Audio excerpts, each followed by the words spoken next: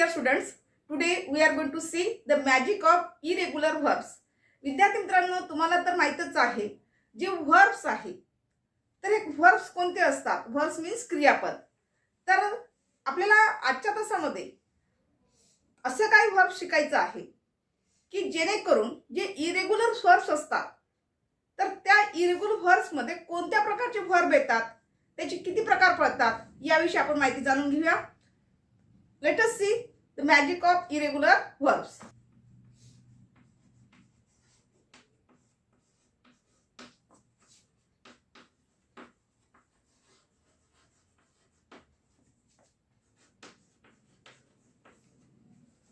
आता बघा, the magic of irregular verbs म्हणजे काय. तर irregular verbs आणि रेग्युलर verbs असे दोन प्रकार असतात. आता तुम्हाला माहिती असेल रेग्युलर verbs म्हणजे काय, ज्या व्हर्बला लागून ईडी लागून येतो. जसं की लाईक असेल तर लाईकला पास्ट टेन्स करायला काय होईल, लाईकड. त्याचा थर्ड फॉर्म सुद्धा काय होईल, लाईकडच होईल. म्हणजे याला ऑलरेडी काय लागून आलेला आहे, म्हणजे पास्ट टेन्स करत असताना ईडी त्याला प्रत्यय लागतो. असे जे काही व्हर्ब्स आहे ते कशामध्ये येईल, तर इरेग्युलर व्हर्ब्स मध्ये. पण विद्यार्थी मित्रांनो, आजच्या तासामध्ये आपण इरेग्युलर व्हर्ब्स बघत आहोत. तर ते कोणत्या प्रकारचे असतात इरेग्युलर व्हर्ब्स ते आपण जाणून घेऊया. त्याचे काही टाइप्स बघूया. Let us see first type, movement verbs. आता मुवमेंट व्हर्ब्स म्हणजे काय. मुवमेंट व्हर्ब्स म्हणजे हालचाल करणारी क्रियापदे. मुवमेंट व्हर्ब्सचा अर्थ काय होतो, हालचाल करणारी क्रियापदे. म्हणजे आता आपण जसं मी तुमच्याशी बोलते आहे तर बोलणारी व्हर्ब कोणतं वापरणार आपण, स्पीक. बरोबर आहे. मग मुवमेंट झालेला आहे या ठिकाणी. स्पीक स्पीक हे व्हर्ब होईल, त्याचा पास्ट टेन्स काय होईल, स्पोक, आणि थर्ड फॉर्म काय होईल, स्पोकन. म्हणजे मुवमेंट व्हर्ब म्हणतात त्याला. त्यानंतर आणखी दुसरे कोणते आहे, एक्झाम्पल बघा, गो. आता गो हे सुद्धा मुवमेंट व्हर्ब मध्ये येते. तर गोचं काय होईल, गोचा पास्ट टेन्स होतो वेंट, आणि याचा पास्ट पार्टिसिपल काय होईल, गॉन. गॉन. ठीक आहे. त्याचबरोबर मुवमेंट व्हर्ब्स मध्ये कोणते येतात, आणखी रन येते, रन. रनचा सुद्धा पास्ट टेन्स काय होईल, रॅन, आणि पास्ट पार्टिसिपल काय होईल, रन. मुवमेंट व्हर्ब्स मध्ये कोणतं येईल, कम. कम.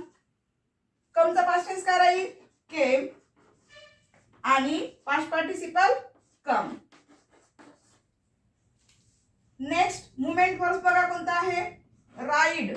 राईड म्हणजे स्वार होणे. पास्ट टेन्स काय राहील, रोड, आणि पास्ट पार्टिसिपल रायडन. तर ही सर्व जी व्हर्ब्स आहे ही कोणती व्हर्ब्स आहे, इरेग्युलर व्हर्ब्स तर आहे विद्यार्थी मित्रांनो. पण त्याचबरोबर याला कोणती व्हर्ब्स म्हटलं जाते, मुवमेंट व्हर्ब्स. तर यामधला सेकंड टाइप बघूया की त्यामध्ये कोणती इरेग्युलर व्हर्ब्स येतात. तर see the another type of irregular verbs. चला, तर कोणता आहे, कोणता व्हर्ब्स आहे, फिलिंग व्हर्ब्स. आता फिलिंग व्हर्ब्स कोणते असतात बरं, जे की इरेग्युलर व्हर्ब्स मध्ये येतात. फिलिंग म्हणजे भावना व्यक्त करण्यासाठी किंवा जाणून घेणे, व्यक्त करणे. तर जसं की से हे व्हर्ब येते याच्यामध्ये. तर सेचा पास्ट टेन्स काय होईल, सेड, पास्ट पार्टिसिपल काय होईल, सेड. टेल म्हणजे काय होते, टेल म्हणजे सांगणे. म्हणजे आपण त्या ठिकाणी काय करतो, एक्सप्रेस करत असतो. त्यामुळे ते टेल सुद्धा कशामध्ये येईल, फिलिंग व्हर्ब्स मध्ये येईल. टेलचा पास्ट टेन्स टोल्ड, आणि past participle told. Next verb बघा, फील. फीलचा काय होईल, पास्ट टेन्स फेल्ड, आणि पास्ट पार्टिसिपल सुद्धा काय होईल, फेल्ड. त्याचबरोबर नेक्स्ट वर्ब इरेग्युलर वर्ब बघा, here.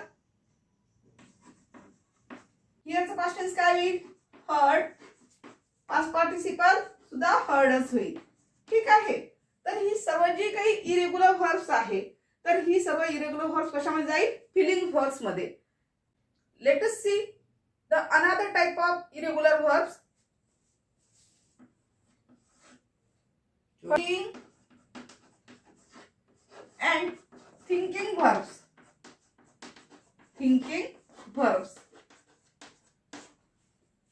Seeing and thinking verbs यामध्ये कोणत्या प्रकारचे इरेग्युलर verbs येतात याविषयी बघूया. जसे की सी. सी हे बेस फॉर्म ऑफ वर्ब आहे. याचा पास्ट टेन्स काय होईल? Saw. Third form of verb seen. त्याचबरोबर प्रकारामध्ये शब्द दिसत आहे वर्ब थिंक. थिंकचा पास्ट टेन्स काय होईल? Think, thought, thought. एक्झाम्पल बघा. नो. नोचा पास्ट टेन्स काय राहील? Knew. Past participle of know known. नोचं तिसरं रूप काय होईल? नोन होईल. म्हणजे हे सर्व काय झालेले आहे? जसं की see, saw, seen, think, thought, thought, know, knew, known. ही सर्व कोणत्या प्रकारामध्ये येत आहे?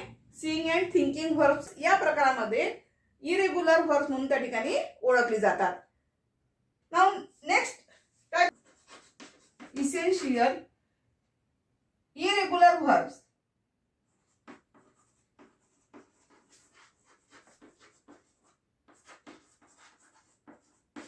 आता बघा, essential irregular verbs. Essential irregular verbs कोणते असतात? इसेन्शियल म्हणजे आवश्यक. आवश्यक असणारी अनियमित क्रियापदे कोणती आहेत, त्याच्यामध्ये कोणती क्रियापदाचा समावेश होतो ते आपल्याला जाणून घ्यायचं आहे. म्हणजे नेमकं याच्यामध्ये कोणत्या प्रकारची क्रियापदे येतात, कोणत्या प्रकारचे व्हर्ब्स येतात हे आपल्याला माहिती करून घ्यायचं आहे. ठीक आहे. आता इसेन्शियल इरेग्युलर व्हर्ब्स मध्ये कोणते येणार बरं?